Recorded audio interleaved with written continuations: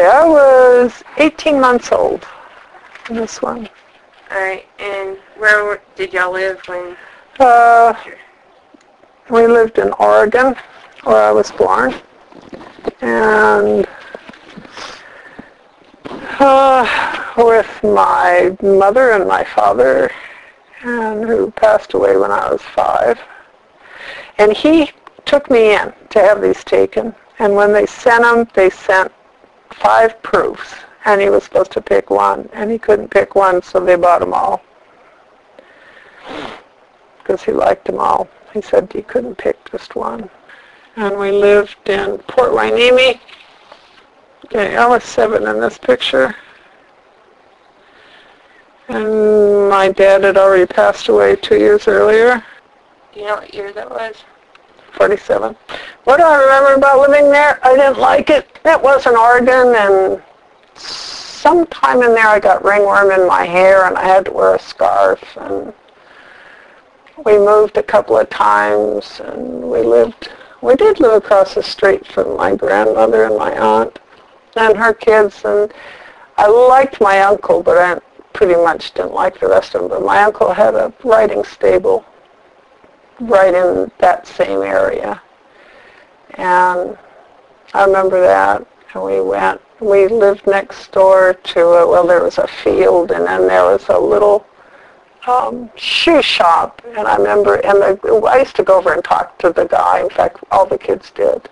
And I remember one time there was a kitten there, and he said, look, this is really funny, and he put shoe glue on the kitten's feet, and the poor little kitten kept picking his paw up, and I felt so bad for him. My graduation picture. And I felt really good one day, and I said, Mom, I want to go have my graduation pictures taken. And she didn't have any money. Mama never had any money.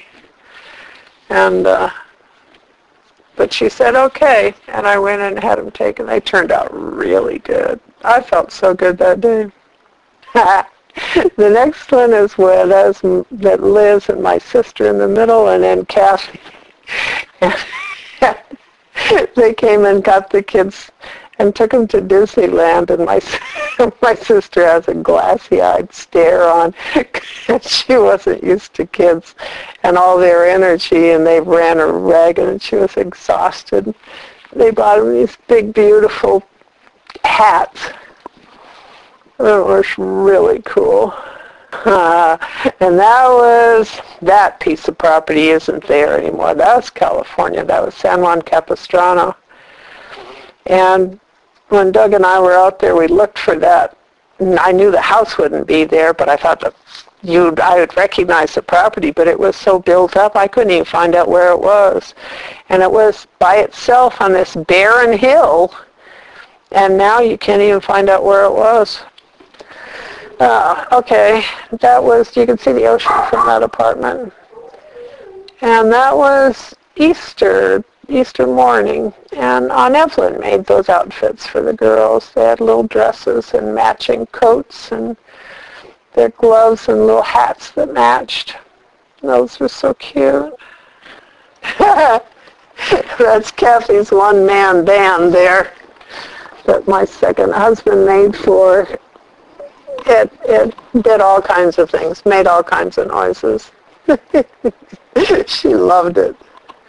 Okay, and this was the day after Christmas, or Christmas Day.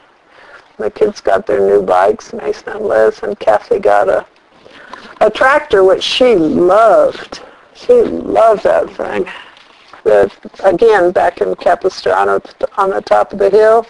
And this was the view, and down here below was a small airport that's covered with houses and buildings and restaurants, and you can't even find the place.